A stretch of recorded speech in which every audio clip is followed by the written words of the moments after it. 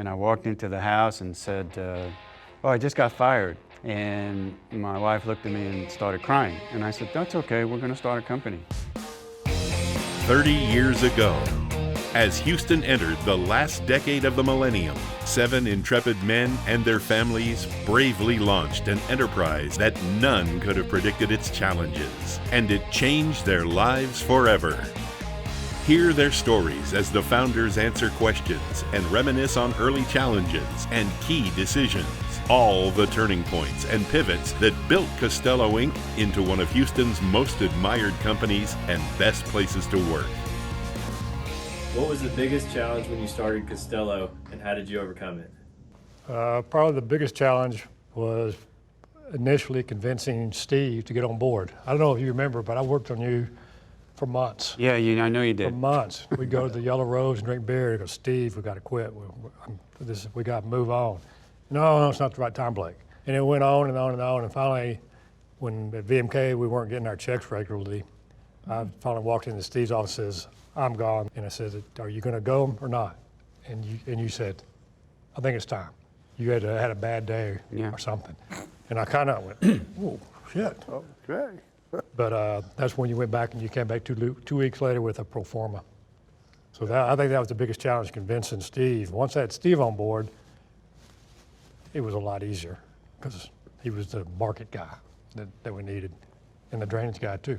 We just answered the phone. Yeah. And people, once they saw that we started our business, it was just, we pick up the phone and people were giving us work. What I didn't like about our business structure was that I got to take care of all the admin activities. All the what? The admin activities. And that was unfair. Blake was the chief operating officer, and he took care of all the technical stuff, and I got all the admin stuff. But you were so good at it. No, I wasn't good at that. I just had to leave my office door open because someone's coming in crying all the time.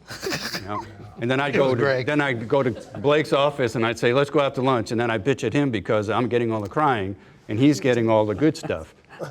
What was your hiring process like, and was it hard to get new people to come join Costello, being a new firm? Hiring process was, I guess it was pretty loose. We all hired people that we wanted. We had interviews based on what the job was. I don't know if we really had a hiring process.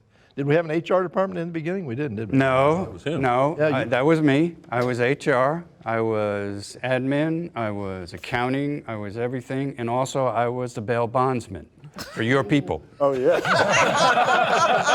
I had a few bad hires. Well, wait a minute. We know who had some bad hires. I had the bad hires because eventually Ralph came to my office and said, you're not hiring anybody anymore.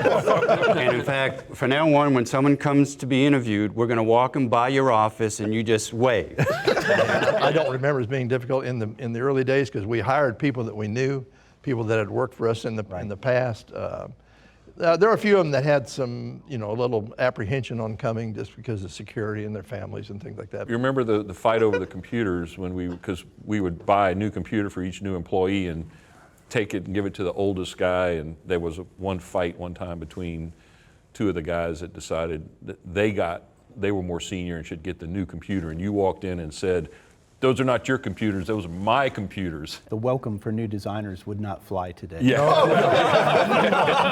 If you remember. It might be,